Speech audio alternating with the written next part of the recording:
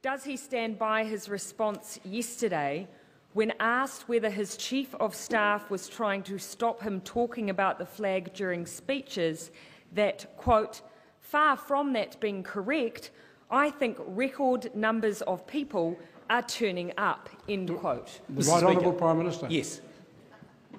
Supplementary. Supplementary question, Jacinda Ardern. Supplementary to the Prime Minister. How many people who turned up to the gynecological cancer fundraiser in Auckland last Thursday expected him to give a speech on the flag and then be asked by him to raise their hands if they were against changing it? Order. Oh. Order. Mr. Speaker. Order. Mr. Speaker. Order.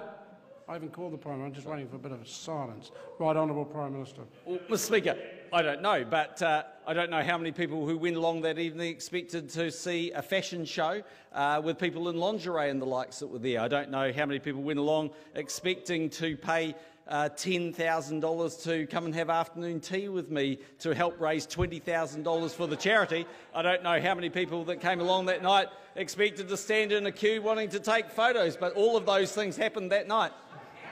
Supplementary. Supplementary question. Order. Supplementary question, Jacinda Ardern.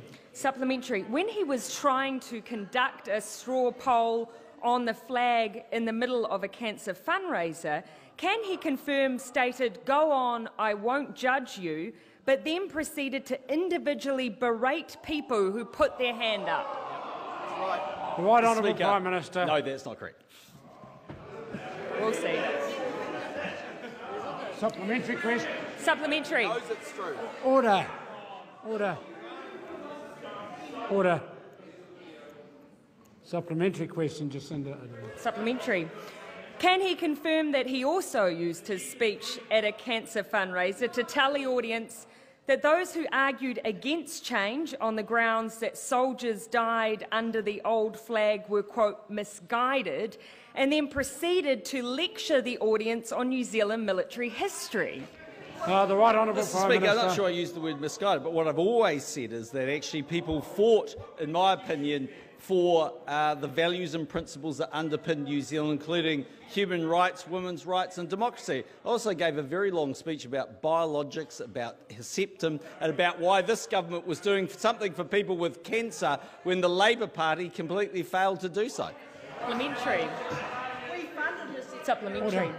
Supplementary question, Dennis O'Rourke. Thank you, Mr. Speaker. Can the Prime Minister assure New Zealanders that Gwyn Compton, his social media advisor who is donkey deep in Change the Flag, is not campaigning at the taxpayers' expense? And if so, how? Either of those two supplementary questions. The Right Honourable Prime Minister. Speaker, I have no evidence he's doing that. Supplementary question, Jacinda Ardern. Supplementary to the Prime Minister. Will he take his Chief of Staff's advice and stop using events such as cancer fundraisers, business awards and even a student achievement ceremony to lecture people on his pet project of changing the flag? The Right Honourable Prime Minister. Firstly, that's not the advice of my Chief of Staff, and secondly, no, I will continue to talk about the fact that as a country, national pride and patriotism is important,